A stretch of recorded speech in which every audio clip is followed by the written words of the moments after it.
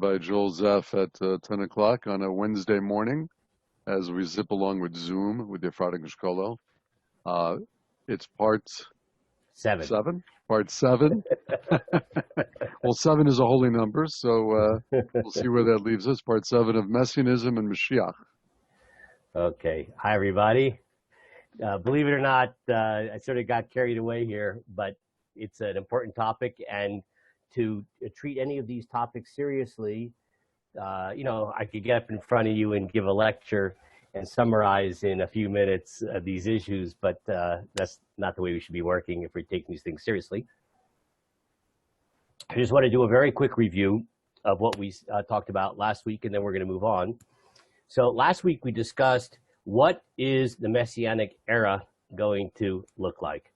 And we saw that the Rambam was very emphatic when he asserted that people should not think that any natural laws will change in the Messianic era, that all of laws of nature will function just like they do nowadays, right? And then he raised the question, what about the fact that when the prophets describe things that are associated apparently with the Messianic era that seem to be supernatural, like we have the verses from Yeshayahu, from Isaiah, and the wolf shall lie with the lamb, and the leopard shall lie down with the kid. And that doesn't seem to be according to the laws of nature.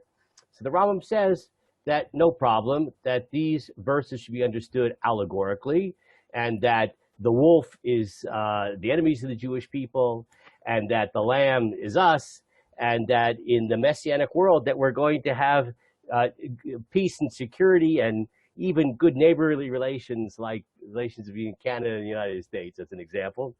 And that will, therefore, that's the idea of the wolf shall lie down with the lamb. Okay. The only problem is that, and this is something, I'll just tell you a little footnote on this discussion. It's one of my pet peeves. Pets. We're talking about pets. Yes. Actually, oh, here she is, as a matter of fact. You can't see her on camera, but I would pick her up to show you, but okay, not relevant. So she's participating in the Shua, Rhea, our mixed terrier. In any case, in doing the research and preparation for these series of shiurim, so I was digging all over to see how people present these issues. And I was fascinated by the fact that a very distinguished Jewish educational organization that shall remain nameless, that's hard to say, remain nameless, presented a discussion about Olam HaBa, the world to come, which we're going to start talking about today, in which there was this sort of monolithic presentation. This is what Olam HaBa is, the world to come. And it actually was a source-based shiur with all kinds of sources that were somehow mixed and matched and mushed in a way which presented a kind of monolithic approach towards this issue. For anybody who has any exposure to almost anything in Judaism, maybe with the exception of the fact that we have one God, everything is subject to significant disputes, some of them more significant than others, especially something like what we're dealing with now, which the term eschatology, the whole notion of what's going to be in the future, right? There are very substantial differences. And so what I'm trying to convey to you is that if we wanted to approach things in a superficial fashion, then we could just say, here's what Judaism believes about the Messiah or Olam HaBa, etc. But it would be wrong and an insult to your intelligence. So the alternative is to treat things in a very serious way and to look at the sources to see the very great distinctions. Yes, Bruce. I asked you earlier when you went a great length to explain Rashi's position on different interpretations. But my question is, when something is clearly stated in the prophets, for example, it's not enigmatic, it sounds black and white, what is driving the energy to reinterpret it out of its literal meaning? Is that the agenda of the speaker, or does he see something in the words anyway? Right. Okay, so that's a very good question, and that's actually it could be an entire shiur, but I'll just briefly address it. It happens to be in another class that I'm teaching, not for the Efrat Kollel. We're discussing the Rambam's attitude towards creation. Now, what do I mean by that? So, an interesting question is that from perhaps you would think it's a obvious question. Did the world always exist, or did God create it? So, look in the very first verse of the Torah. In the beginning, God created the heavens and the earth. So it seems like there's nothing to talk about. Interestingly enough, the Rambam says, it's kind of mind-blowing. He says Aristotle, for whom he had a tremendous amount of respect, held that the world always existed. Now, Aristotle happened to believe in God of sorts, right? I don't know if it was exactly the personal God that we believe in, but he believed in God, except for he didn't believe in creation, right? What is always was, according to Aristotle. So the Rambam, in his Guide for the Perplexed, in a rather shocking discussion, says that if you would have been convinced by Aristotle's arguments that the world always existed and there's no creation, he would simply reinterpret those passages in the Torah, which seem to describe God creating. So that's pretty amazing. In other words, and this is really a direct answer to Bruce's question, the Rambam himself does not feel compelled by what may be the simple meaning of passages in the Torah. After all, as he goes on to explain, if you take the Torah at face value, God has a hand, he has eyes, he hears, he speaks, etc. That's the plain and obvious meaning of those passages in the Torah. But we have to approach those verses in the Torah, the Rambam explains, having a certain lens. What are those lenses? So really two. One of them is, perhaps you could say, theology. And that is, we have certain assumptions about the truths of the Torah, which are a function of our oral traditions. And so therefore, and the other factor is, let's say, scientific or philosophical truth. To the Rambam, they're the same thing, right? Physics and metaphysics are the same, according to the Rambam, okay? So when we are logically compelled or theologically compelled to believe something, a passage in the Torah which seems to contradict that, even if it's the simple meaning of that passage, we're going to have to reinterpret that passage. That's the basic idea. So I wouldn't say, I think, Bruce, you may have used the term a personal agenda of Well, they have a view, they have a worldview, and they want to so I wouldn't say it's necessary. Yeah, I wouldn't say it's sort of their personal worldview. You know, it's not like I'm a liberal Democrat, so everything in the Torah has to comport to that, or a right-wing Republican has to comport to that, right? So I wouldn't, you know, I don't want to reduce it to that. It's much more profound than that.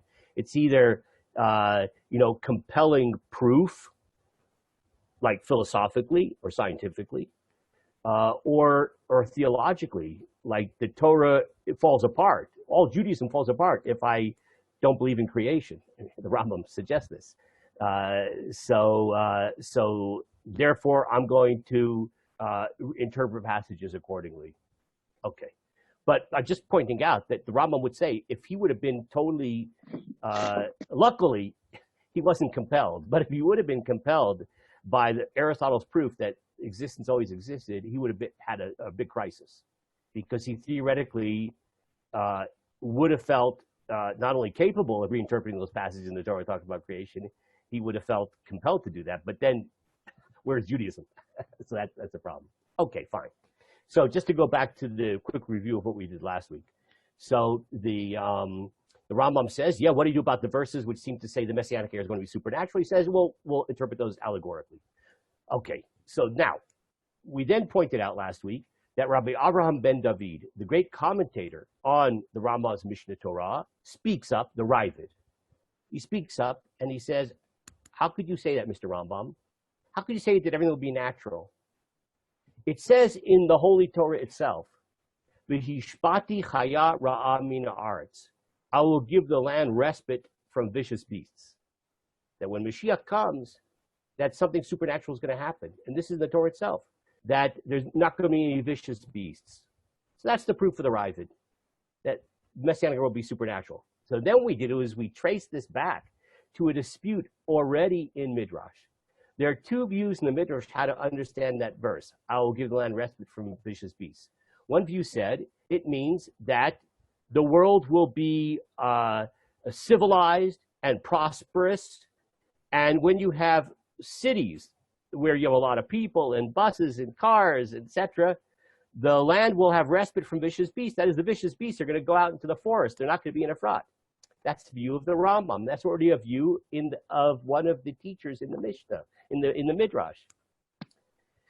There's another view that says that God is going to transform the nature of the beasts, that there will be vicious beasts, but their nature will change. They'll be very peaceful and docile.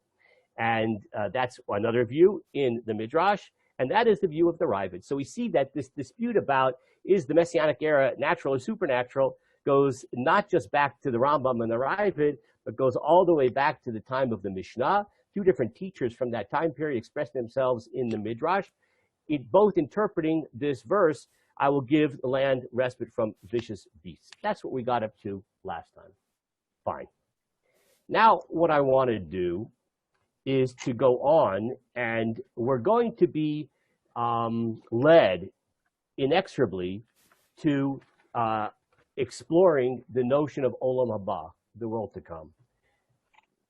One simply cannot understand the Rambam's position about the Messianic era as being completely naturalistic without tackling how does he understand the notion of the world to come, Olam HaBa, because that does not sound naturalistic, Olam HaBa, the world to come. Unless you say the Messianic era is the world to come. Yes, Bruce. Yeah, just before you start that, there's a nevuah about the eyeballs and the tongue cleaving to the mouth and the eyeballs melting. I've been told that that could refer to like a nuclear war, which this, in the Navi's mind, he's describing mushroom clouds using his own terminology of things he couldn't experience or know, so he's describing it. Why can't we use that same logic to every nevuah that doesn't seem to, or that does make sense to us, but like the lion and the lamb lying down? As I mentioned earlier, they lie down in zoos. You feed them, you drug them, they lie down. I mean, why look for a supernatural explanation when we clearly have one right today, as we have a nuclear war or zoos? I mean, yeah, okay. So the zoos theory I didn't like too much. We discussed this last week because I just didn't think I don't think it fit the verses, right? So, but your question in principle is a good question. That is, why look for why interpret these verses so supernaturally when one could interpret them in a naturalistic sense, especially in light of contemporary experience? That's your question. yes. Right, Bruce? Okay, so I would say the following. And this is really a fascinating issue. It has to do with a certain mindset. And that's where we really get down to sort of returning to the point of, is a commentator influenced by preconceived notions? And the answer is yes. No matter what perspective you're coming from. The Rambam was a rationalist in a very deep way. The Ramban, Nachmanides, was a mystic in a very deep way. And for the Rambam, if you want to understand reality, get a microscope, get a telescope. I mean, I'm using terms that weren't necessarily meaningful, but you get the idea. If you want to understand the world around you. According to Ramban, if you want to understand the world around you, look in Tanach. Look in Tanach. So I'll just give you an example. And I don't want to get too far off field here, but very quickly. One of the most interesting topics that so much demonstrates to me this chasm between two schools of thought, the rationalists and the mystics, and how you bring sort of to a certain extent preconceived notions to the text, is the attitude towards astrology, not astronomy, astrology, right? The Rambam was asked about his opinion about astrology. He writes a long letter to rabbis in France explaining his opinion. And he goes on to discuss scientifically and philosophically how astrology is impossible. The very last paragraph of his essay says, you'll quote from me passages in the Talmud and Midrash that seem to affirm the truth of astrology. The Rambam says, maybe you don't have to take them so literally, or maybe the rabbis were wrong when it came to scientific issues. That's something to think about, by the way, that last suggestion. The Ramban, Nachman, was asked the exact same question, and he has a tshuva. He has a whole answer analyzing that. He says, you want to know if astrology is true or not? Well, look at Masechet Shabbat. Look in the Talmud, Masechet Shabbat. There's pages and pages of material there that supports the truth of astrology, period. That's amazing. So for the Rambam, you want to know what the world is like? Well, use science. Or philosophy, which is the Rambam is the same thing. According to Ramban, you want to know something about the world? Look in Tanach. Or look in the writings of our sages, period. So I'm just pointing out that, indeed, when you have a verse that could be interpreted in a natural way, not supernatural, especially if it's buttressed by contemporary experience and developments, why not do it? The answer is, if you're the Rambam, you would. If you're Ramban, you would be reluctant to take the verse out of its simple meaning, even if it's rather supernatural, because he has a certain predilection to assuming that the Tanakh means what it says. And if it seems to be supernatural, that's fine with me if I'm the Ramban, Nachmanides, because I'm a mystic. You pointed out you didn't like, or you sort of criticized this unnamed, anonymous educational institution that was giving a very one-sided view. Right. But in fact, Rambam, okay, maybe there were no geniuses around in the world for 200 years surrounding his life and death. But, besides that, he was about the most one-sided, categorical person ever when you read his stuff. Yeah, okay. So it's an important question. So let me clarify. You're 100% right, but let me explain. If you ask me my opinion about the Messiah, Olam HaBa, I don't have any obligation to give you a survey of all the different approaches to the issue. You want to know what I think about it? I'll tell you. So if you ask the Rambam, he'll tell you. And he is one-sided, justifiably so, because you want to know his opinion. He tells you his opinion. And same thing with Ramban. You want to know what Olam HaBa is, or Mashiach, or whatever, he will tell you his opinion as a mystic. But I don't feel it's my place. And I actually don't feel that from an educational point of view, it's sort of an interesting question. I don't feel it's our place to poskin on these issues. Like, my job, I feel as an educator, is not to tell you what I think. I could, if you ask, I'll tell you what I think if you ask me. But my job as an educator is to present before you the way the great thinkers have viewed this topic. And you can decide for yourself which one speaks to you or none of them. I've had vast experience. When I before making Aliyah, we lived in LA for 9 years. And I did this amazing thing. I was the founder and sole teacher of a program called Seminars in the Marketplace. I spent every day of the week running from law firm to law firm, doctor's office to doctor's office, scientific institutions. It was a really amazing job. I got paid to do this. It's amazing. And teaching these topics to anybody who wanted to come, very smart people, okay? And I'd prepare these source sheets. And so people, they were not fewer Orthodox. There were people who weren't Jewish that came, right? So I always had to explain to them, I'm here to explore with you these different views and positions. How you feel about it is not my business, right? If you think it's a bunch of nonsense, free country, at least in America. It used to be free. So you do it the way you want to. Our job is to try to understand these different views, and then you process it however you want to. Okay, so that's the answer to your question. Yes, the Rambam's opinion is totally his opinion. The Ramban, they don't feel any necessity to have an encyclopedic survey of the different approaches towards this issue. On the contrary, they're very passionate believers in what they believe, and they want to convince you, to the truth of their belief. Okay, fine. Okay, now what I want to do is move on to Olam HaBa, the world to come, the world to come. Now, I want to make a few introductory remarks. The first thing I want to mention is this notion of the world to come, which is so much part of basic Judaism today. It all addressed in the Torah itself, or in Tanach, in the whole Hebrew scripture. So I hope you have the text in front of you. So in all honesty, and I try to be honest, there's almost nothing in Tanakh that in some type of incontrovertible way discusses or even asserts the existence of Olam HaBa, the world to come, whatever that is. You'll see that that's a big problem, this idea of the world to come, whatever that is. But I want to show you passages in Tanakh which are often understood as alluding to, in one way or another, the idea of there's something more than this world. There's another world too.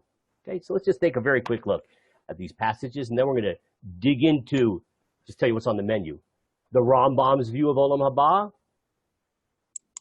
and then we'll contrast that with the Kabbalists' view. So today we're going to do the Rambam. We're not going to be able to finish. It'll probably take 2 sessions to do the Rambam. In the process of discussing his view of the world to come, we will also discuss his view of resurrection of the dead, his understanding of the term Garden of Eden, his understanding of the term Gehenna, hell. What's that according to the Rambam? Okay? That'll all be part of one analysis. It'll take us a couple of sessions. Then we will switch to become Kabbalists, and we will examine all of these issues according to the Kabbalists, right? What is the world to come? What is the Garden of Eden? What is resurrection of the dead? What is Gehenna, etc. Now, we'll see how things go if we're still alive when we finish this. I'm also interested in then addressing the question, which is definitely related to this whole issue of eschatology. What about reincarnation? So reincarnation, and don't confuse that with resurrection. Resurrection is that the dead are going to come alive. Reincarnation means you're reborn, right? You're a baby again, not that you crawl out of the grave. Is that like Gilgal? I'm sorry? Is that like Gilgal? Gilgal? Gilgal. Oh, Gilgal. Gilgal. Got it. Yes. Not Google. Not Google. Yes. Not Google. Gilgal. Yeah, Gilgal. Yes, exactly. Gilgal is the Hebrew term used to refer to reincarnation, past lives, right? I've been here before, déjà vu, right? So when we're done with the Rambam's analysis of Olam HaBa and resurrection and the Garden of Eden and Gehenna, etc., so we'll do the Kabbalists, and then we'll do the issue of reincarnation. I'll just tell you right now, the reason that I'm not fitting it into, here's the Rambam approach towards eschatology and the Kabbalist approach towards eschatology, is because the Rambam doesn't address the issue of reincarnation, because he thinks there's no such thing from the Rambam's perspective. So I just sort of let the cat out of the bag. But since there's nothing, he doesn't write about it, he doesn't believe in it, there's nothing to talk about. But we will discuss it from the Kabbalist perspective, which has become the dominant view. Let me make one more point about this. With all these introductory remarks, hopefully we'll have time to learn too. One of the most fascinating things to me is precisely this notion of these different approaches. We're a big tent. You can be a rationalist, you can be a Kabbalist, there's room for you within traditional Judaism.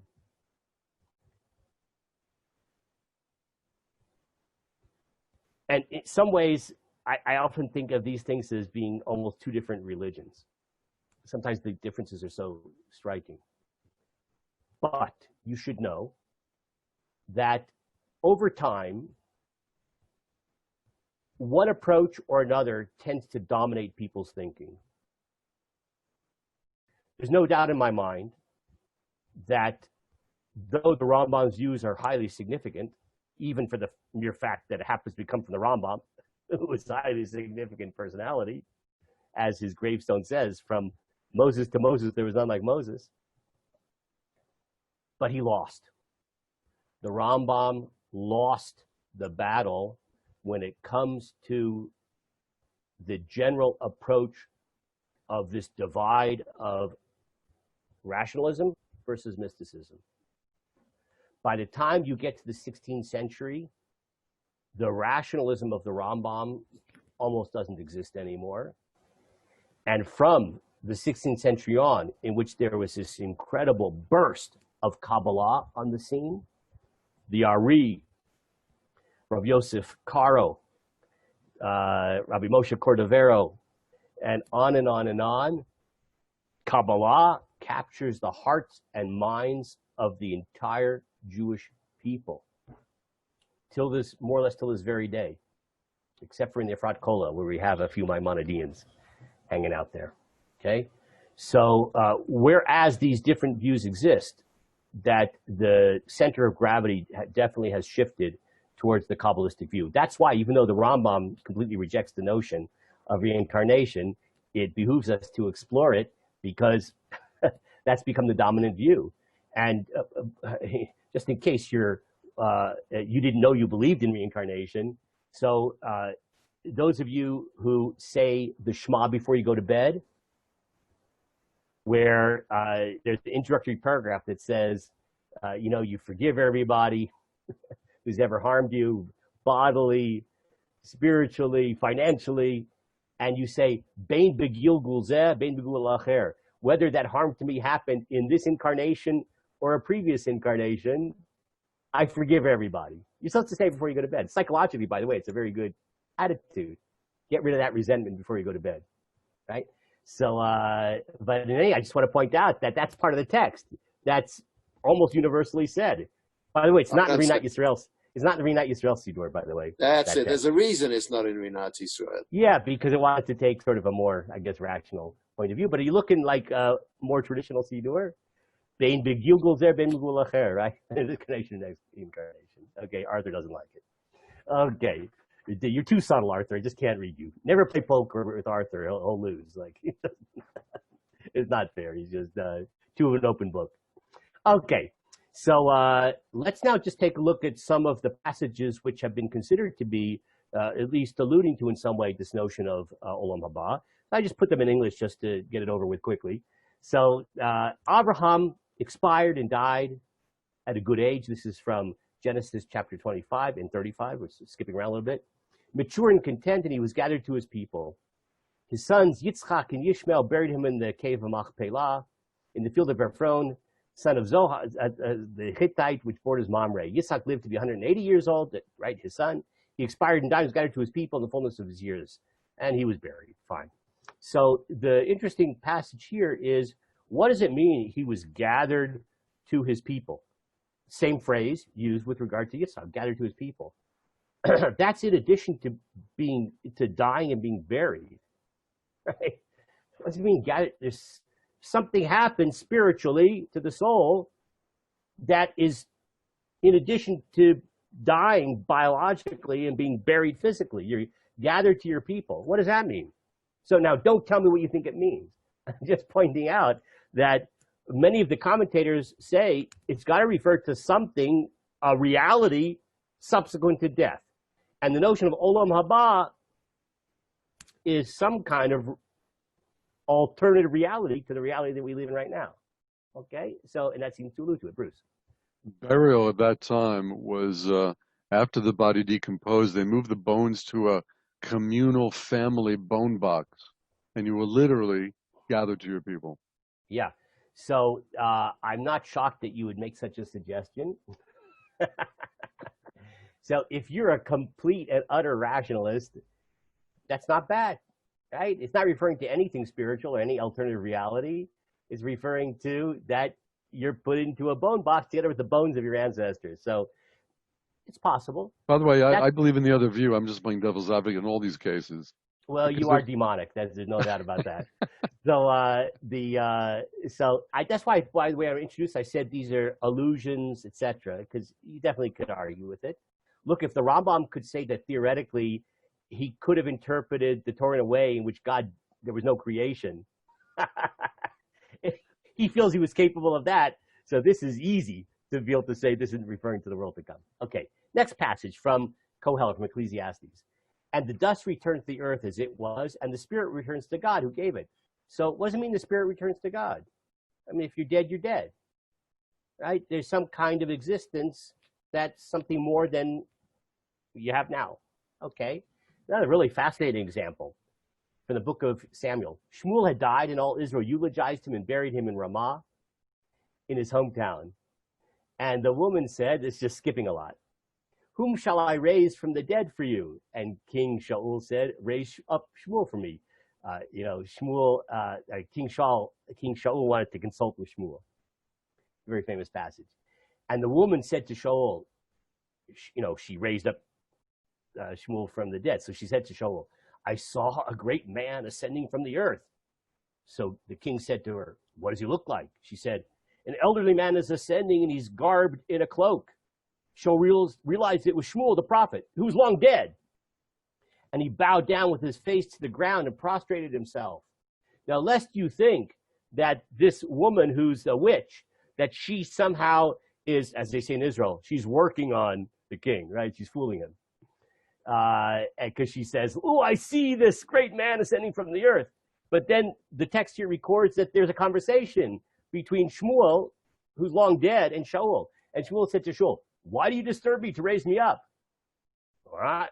So, at least taking that face value, this is an experience in which this world is not the end. There's other existences, other dimensions of existence, and Shmuel inhabited that other existence, and he can be summoned into this world if you have the right tools. Okay. Now, that's just a few passages from the Tanach, which seem to allude to dimensions of existence that are beyond this one. But when you go into rabbinic literature, Talmudic literature, there are thousands and thousands of references to the world to come. We don't really need to quote them, but just quote one, because in the summer we read Pirkei Avot, the Essence of the Fathers, just give you one. Rabbi Yaakov said, this world is like a lobby before the world to come.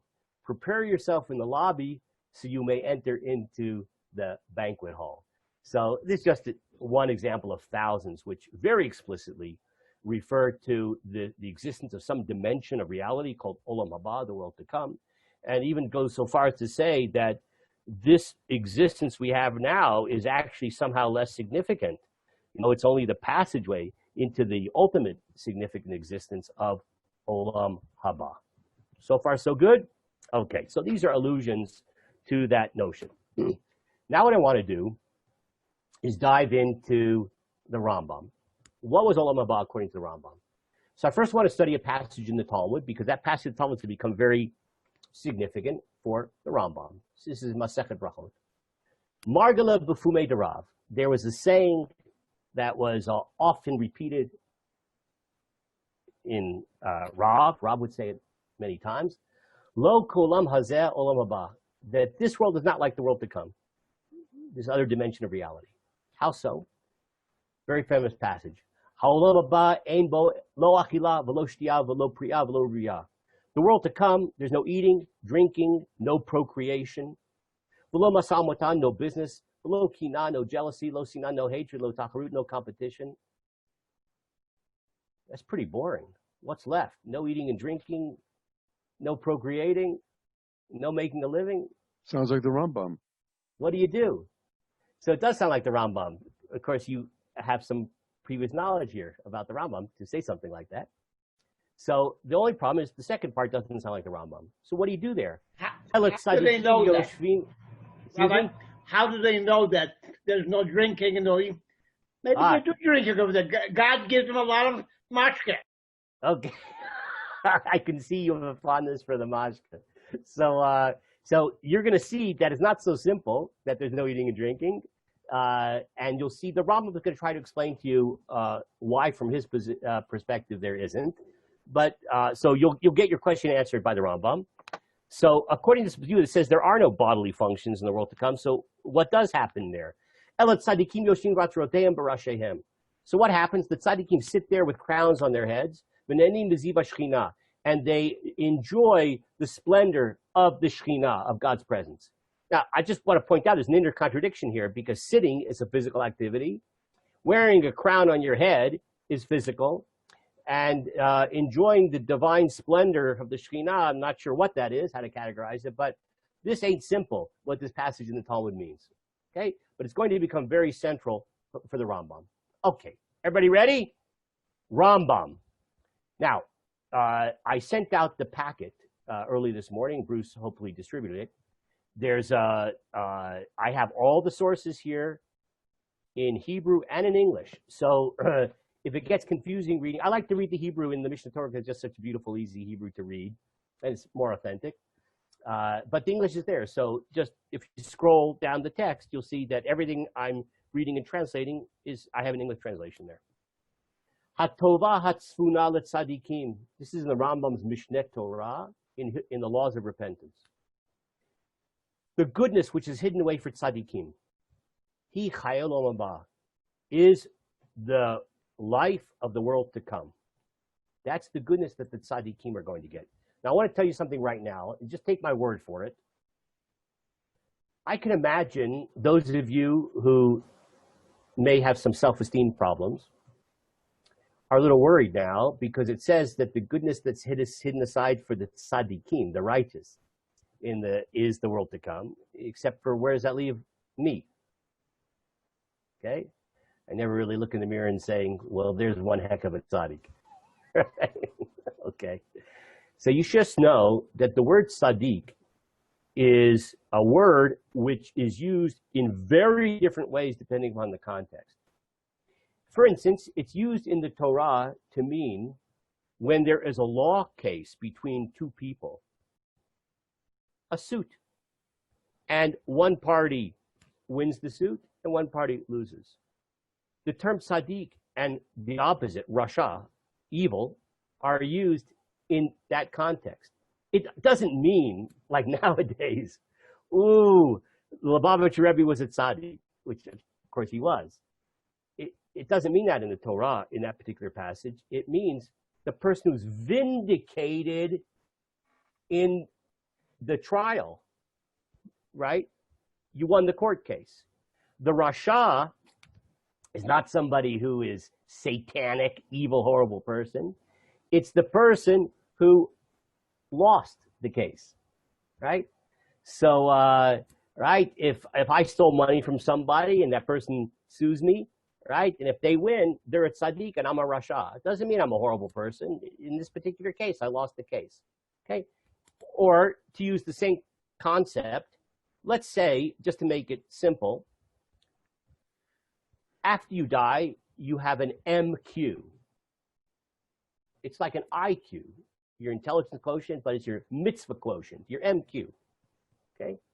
So tally up your MQ. So if 51% of your deeds fall in the category of good deeds, you're a tzaddik. If 51% of your deeds fall into the transgressions, you're a rasha. Doesn't mean you're demonic or saintly necessarily. It means you 51%, right? So I just want to comfort you in case you just thought you lost your place in the world to come because you're not a tzaddik. So it doesn't necessarily mean that, okay? It can mean that overall, okay? So then he says, well, what is this Olam HaBa, which is the reward for the tzaddikim? Tzaddikim in the sense we just defined it. He says, Vehem achayim she'eni mahem mavet. It's a life that has no death. so it's eternal. V'tova she'eni mara'ah, it's all good, there's no bad. Hu shekatuv b'Torah, and then he says it's alluded to in the Torah. The Torah says, Laman yitav lach v'arachta yamim. It'll be good for you, and you'll have length of days. What does that verse mean in Devarim, chapter 22? Mipia shmua lamdu. From the oral Torah, we learn and interpret that phrase. When it says, it'll be good for you, Laman yitav lach, it means le'olam shekulo tov. If you observe these particular mitzvot which are discussed there, it'll be good for you, meaning you'll be in a world which is tov. It'll be good for you, tov, yitav lach. Barachta yamim, and you'll have length of days. What does that mean? It doesn't mean live 220. It means you're going to exist in a world which is le'olam shekulo aroch, a world which is all long, meaning endless, eternal existence. Well, what world is all good and eternal?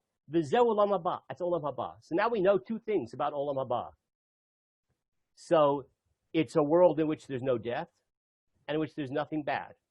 It's eternal and it's totally good. Fine. Schar hatzadikim. Now, let's try to understand this in more detail. What is the reward if you're a good person? Hu sheyizku le'noam zeh. You get this pleasantness of Olam HaBa, the world to come. V'yu b'tovazo.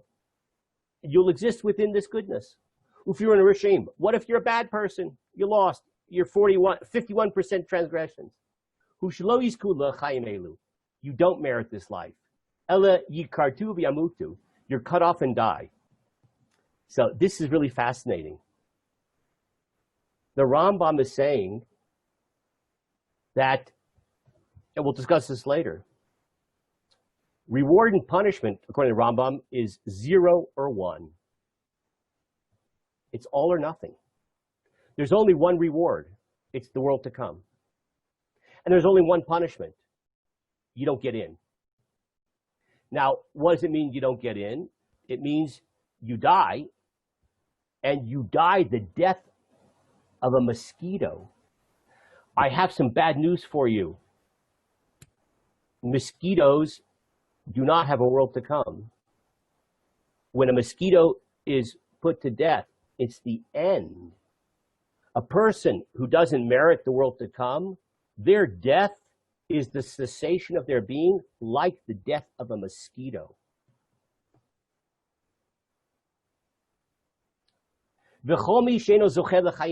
Anybody who doesn't merit this existence, that's a person who dies who will never live at all again. He's cut off in his evilness. That's what it means in the Torah. Karet, according to the Rambam, excision. Excision means, according to the Rambam, that you're blotted out. That's it. Cessation of being. The oved kebehema. You're destroyed like an animal. That's what I just said about a mosquito. That if we are Rishaim, our end is the end of a mosquito. That's what the Torah means when it says karet. That soul shall be cut off. The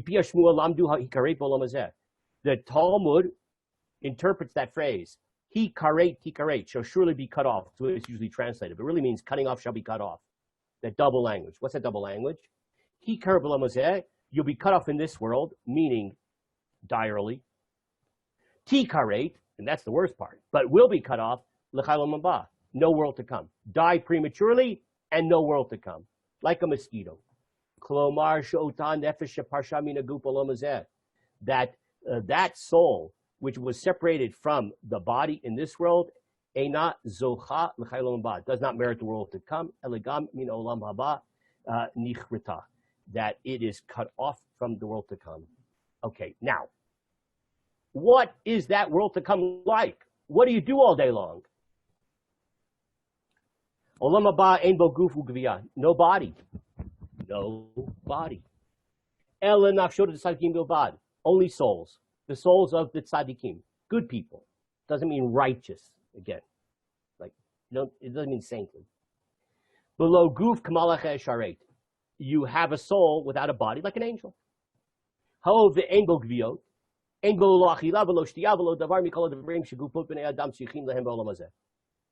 there's no body, that's why the Talmud says there's no eating and no drinking and nothing else like procreation from what you enjoy in this world or need in this world, right?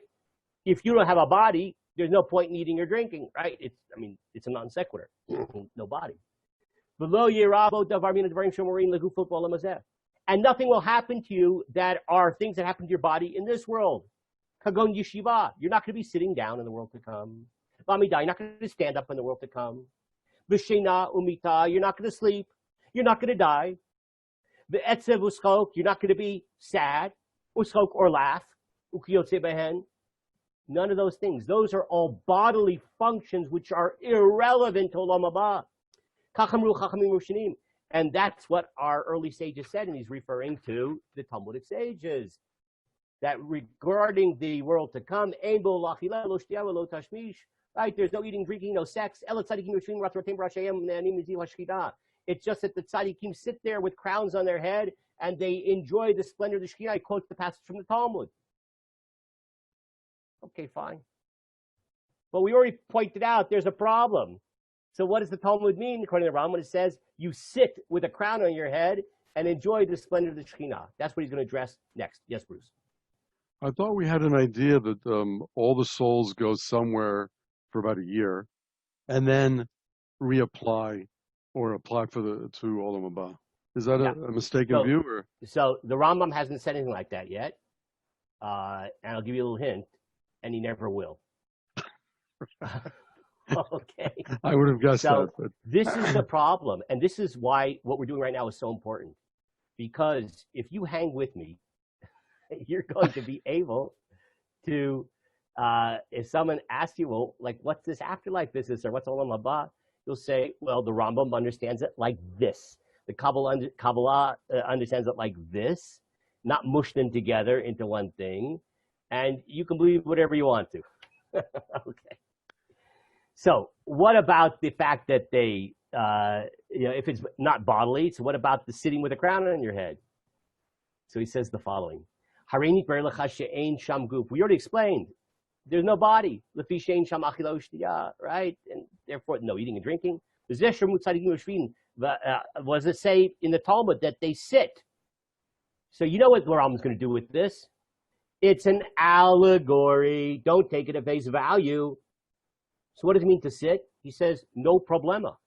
Klomar nafshot tzadikim b'tzuyin sham. It means that you're going to exist there, below amal, below yega. You're going to sit there without toil or effort. That's what it means to sit. You see, when you're sitting, it's another way of saying you're at rest.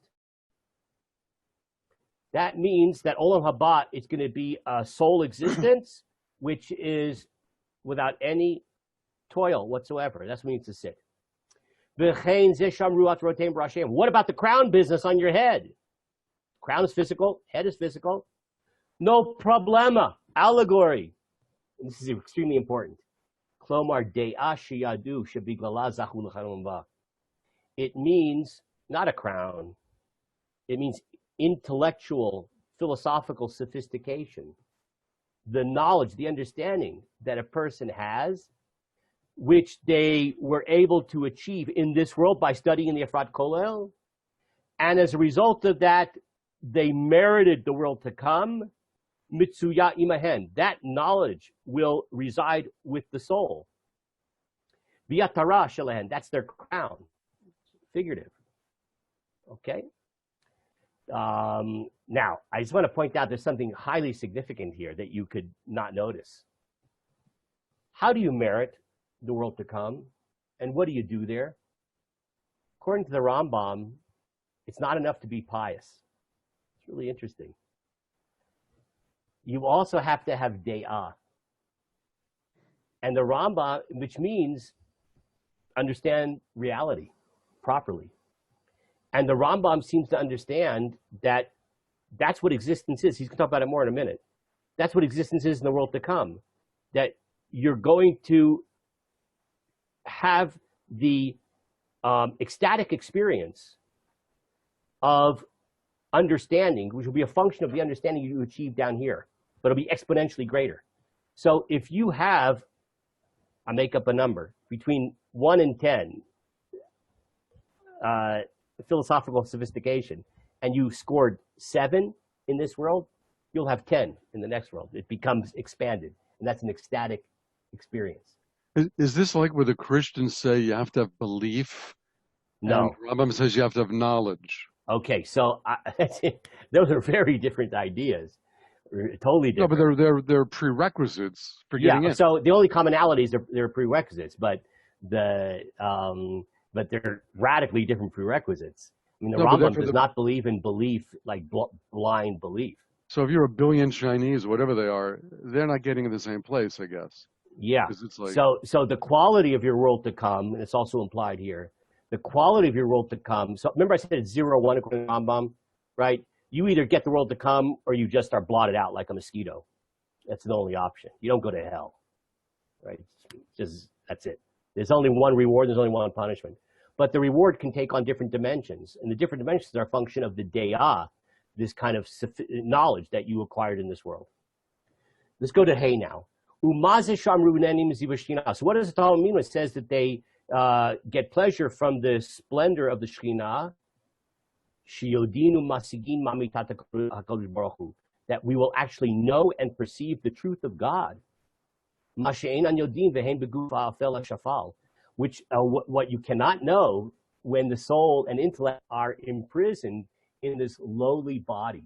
You know, as long as our intellect and soul, which are very closely related according to the Rambam, are in a body, it's very hard to perceive total truth because we're kind of, everything's foggy because we're in a body. But when the body's gone, then the soul can sort of explode with his, not explode, wrong image. It becomes exponentially greater in its ability to understand God. But it's going to be a function of how much you understood truth down here. Okay, that's why you should spend many hours in the Efrat Kollel so that you can improve your de'ah to the greatest possible extent so that your Olam HaBa, the world to come, will be maximal. So again, does this have to be a Jew or anyone who has this idea and believes Anybody. That's very clear, right? Even the pious of the nations, the sages say, have a place in the world to come, which the Rambam believes in. He certainly thought Aristotle. There's no doubt about it. I actually think the Rambam probably thinks he's going to have a Chavrusa with Aristotle in the world to come. That's only half facetious. Okay, so now we're just going to skip just a little bit. But this passage appears in Hilchot Tshuva. Right. So if it applies equally to any human being, that would imply that they have to do Tshuva the same way we do.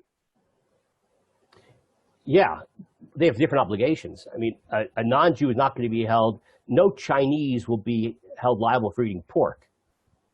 I think that's considered to be a positive mitzvah. Well, thank God for that. Right. So, So we're held to different standards. I just should point out, one shouldn't think, as some contemporary philosophers think when they understand the Rambam, he doesn't mean a person who doesn't observe the mitzvot but is philosophically sophisticated. Right? You have to have both. You have to have piety and philosophical sophistication. Okay? Now, I can't quantify this, right? How many sins can you do and still get Olam HaBa? You know, I don't know. And it's not, every sin is not one point, right? Things are more severe and everything's in the context of your own. The Gemara has that Roman soldier that lessened the flames of the Tanach, and he got Olam HaBa immediately. Exactly. So these are things we can't calculate, but we should, do our best. Okay. Okay, I'm just seeing where I can skip to.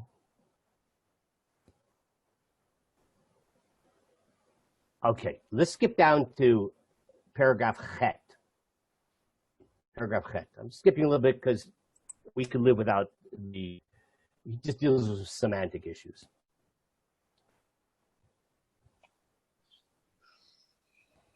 Hanikama, she'ein nikama gedola mimena. What is the worst punishment you could get? Shetikrat the nefesh, that the soul be cut off, right? You don't get Olam HaBa. V'lo tizke lo tanachayim, shene'emar hikarei tikaret nefesh avon haba. He quotes that verse, soul shall be cut off. V'zeh ha'ovdan hu shekarino to nevi'im derech mashal ber shachat. And he says that when the prophets speak about different terms which are referring to punishment, like ber shachat, like the pit of destruction, or kliyah, I'm just skipping a little bit, or hashchata, I mean, coming to an end or destruction. All of these things are, according to Rambam, a reference to the ultimate punishment, which means you don't get the world to come. Okay, let's skip to the next halacha. Shema takel be'einecha tovazo. Now, you might think that this is a little disappointing, this world to come. Utidamesh she'ein schar mitzvot v'haviyatat adam shalem b'darchei hamet. Ela liot ha'ochel v'shoteh ma'achalot tavot u'bo'el tzurot na'ot v'levesh b'dei sheish v'rikma v'shochem v'olei shein u'mishtamesh b'chlei kesef v'zahav v'dvarim adomim leilu. Now I'm going to say something. I mean, I can't not translate this. You know why people think that in the world to come, the only thing significant will be eating and drinking and beautiful women, etc. It's because we have a body. So when you have a body, then you start to think in bodily terms. And from a bodily perspective, great food and beautiful women and all these things are things that the body values. But in the world to come, where you're not going to have a body, then these things are utterly insignificant. So it turns out all of these things are absolutely insignificant and nullified. On that note, we will stop for today. Shalom Rav Chaim. And we will continue Be'ezrat Hashem next week in the discussion of what is Olam HaBa, resurrection of the dead, heaven, hell, according to the Rambam, then according to the Kabbalists. Have a beautiful rest of the week. Thank you very much. My pleasure.